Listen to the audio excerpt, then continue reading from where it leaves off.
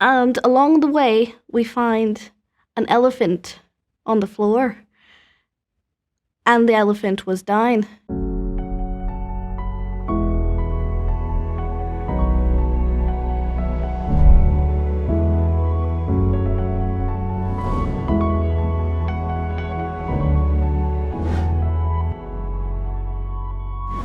My name is Ashween Virdee.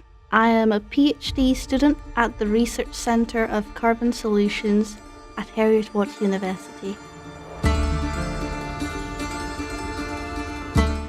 My PhD, currently funded by IDRIC, is focused on converting CO2 and renewable energy to chemical and energy vectors. These chemical and energy vectors were previously made from fossil fuels, so our aim is to be able to create efficient technologies to be able to reduce our dependence on fossil fuel refining.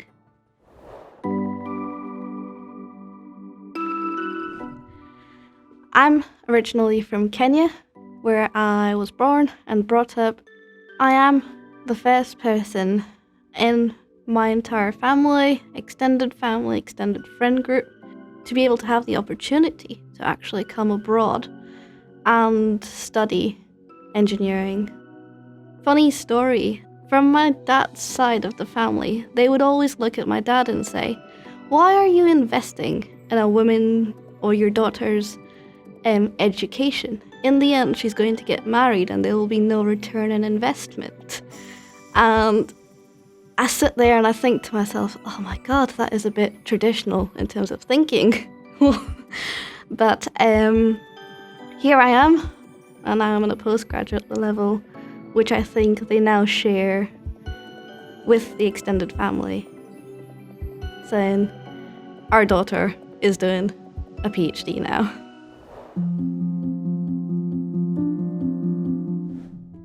Oh, I've got a beautiful question from our students from school. They asked me, how much decarbonisation needs to happen to have a reverse effect on global warming? This is a very interesting question, and I think it's in the minds of everybody. Well, I can give a short and direct answer. We will need to go way beyond carbon neutrality and achieve net negative emissions in order to reverse global warming effects. Is this achievable? I think as of today, and if scientists keep working on these technologies and we keep getting the required support from governments, policymakers, and from industries who are willing to change the conventional methods, this is achievable. But we need to act now.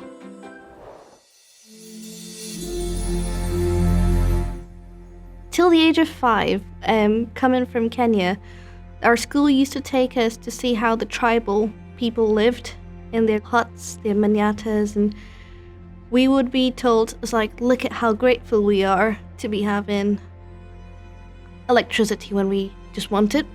You know, open the tap, we've got water, got air conditioning when it's too hot, we have cars to drive us. So I used to think to myself, oh my God, scientists have really discovered it all. Everything's here, I'm living a comfortable life. And then, as I grew older, we went on a safari. This was around the time Kenya was hit with a really bad drought. And along the way, we find an elephant on the floor. And the elephant was dying. It needed water. I still remember that picture vividly.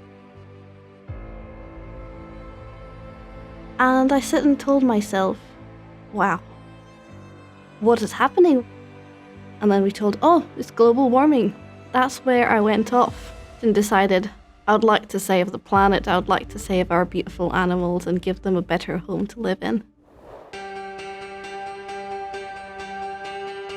So I think the best thing of doing a PhD, with IDRIC especially, is I get to have a strong influence in making a change, a valuable change in solving climate issues, be able to talk to industry about their traditional manufacturing pathways and evaluate what is the best way forward for humanity and mankind. We have one Earth, we have one home, there's nowhere else to be. So we need to do some cleaning up and hopefully leave a better footprint for our future generations.